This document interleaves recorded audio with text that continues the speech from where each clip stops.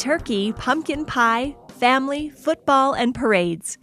Where did these traditions come from, and how did they become a part of the national holiday we call Thanksgiving? To understand the origins of this holiday, we must take a look back at the origins of our country itself, particularly at the Plymouth Colony and its crucial first year. In the fall of 1620, the cargo ship Mayflower transported a group of 102 English men, women, and children to the New World.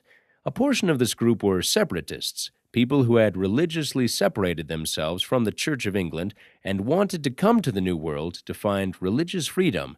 In time, these people would come to be known as the Pilgrims. The Mayflower arrived at the New World in December of 1620, weeks later than they had originally hoped and landing much farther north than they had planned, putting them in present-day Massachusetts. These unfortunate circumstances made for a particularly harsh winter. Nearly half the colonists died, and those who did not fell ill. As the spring of 1621 approached, the luck of Plymouth Colony began to change.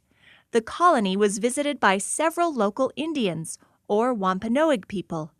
One of these visitors was Tisquantum, otherwise known as Squanto. Squanto spoke English and showed the Pilgrims how to use fish as fertilizer to grow crops on sandy land. He was their interpreter. He even chose to live among the colonists at Plymouth. By November 1621, things were looking up for the Pilgrims. They had survived their first year in the New World and had a successful enough harvest to continue living there. The Pilgrims collected their harvest, which could have included corn, pumpkins, squash, and some grain. They caught fish and gathered together wild fowl or birds, such as ducks, geese, and even wild turkeys to feast on in celebration. The mighty king of the Wampanoag people, Massasoit, joined the Pilgrims with 90 of his men. He also donated 5 deer to this great feast, which lasted for 3 whole days. To the Pilgrims, this celebration was not the start of a new holiday. It was a common harvest festival, much like the ones held in Europe every fall after a good harvest. On December 18, 1777, Washington held a National Day of Thanksgiving to commemorate the defeat of the British Army at Saratoga. Through the remainder of the Revolutionary War, Washington proclaimed several national days of Thanksgiving to commemorate special days. By the end of the war, individual states, particularly in the North, had gotten used to having a yearly Thanksgiving Day, though there was no official national holiday and the date of the feast would vary from state to state. Thanksgiving, as we know it today, was made possible largely by the efforts of a 19th century writer named Sarah Josepha Hale. She was America's first female magazine editor and author of the famous nursery rhyme, "Mary Had a Little Lamb."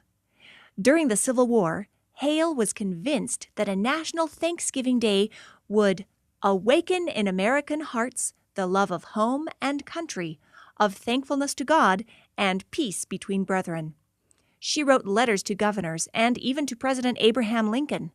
A few days after receiving her letter, on October 3, 1863, President Lincoln issued a proclamation declaring the last Thursday of November to be Thanksgiving Day. Year after year, Americans continued to celebrate this day of feasting and thanks, even though Congress had not yet ratified it as an official holiday. Over the years, the date seemed to coincide with the beginning of the Christmas shopping season. In 1924, Macy's department store started their Thanksgiving Day Parade, which route heads down the streets of New York and ends at the store. Also in the 1920s, the Detroit Lions came up with the idea of a Thanksgiving Day football game in order to boost dwindling attendance. It was not until 1941 that Congress finally made Thanksgiving Day a legal holiday. When they did, they moved the holiday up 1 week so the official day of Thanksgiving would be the 4th Thursday in November. This was done in an attempt to extend the Christmas shopping season. Today, more than anything else, Thanksgiving is about family. Though the way we serve our turkey and our pumpkin may have changed, and our entertainment varied over the years from archery and displays of arms to football and parades, Thanksgiving has become a welcome day of rest to spend with loved ones in recognition and appreciation for all the blessings for which we are thankful.